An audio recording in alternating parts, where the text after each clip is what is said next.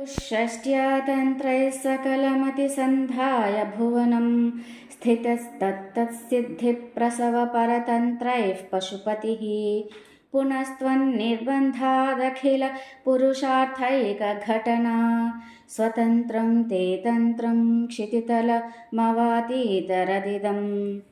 शिवशक्तिः कामः क्षितिरथरविशीतकिरणः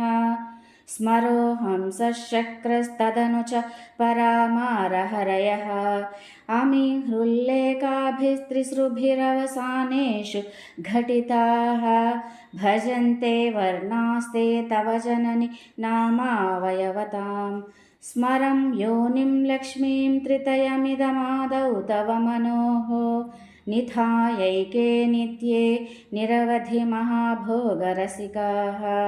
भजन्ति त्वां चिन्तामणिगुणनिबद्धाक्ष वलयाः शिवाग्नौ जुह्वन्तः सुरभिघृतधाराहुतिशतैः शरीरं त्वं शम्भो शशिमिहिरवक्षोरुहयुगम् तवात्मानं मन्ये भगवति नवात्मानमनघम् अतः शेषशेषीत्ययमुभय साधारणतया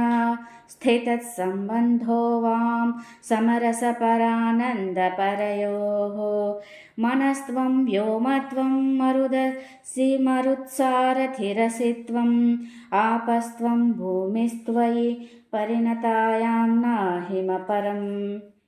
त्वमेव स्वात्मानं परिणमयितुं विश्ववपुषा चिदानन्दाकारं शिवयुवति भावेन बिभृशे।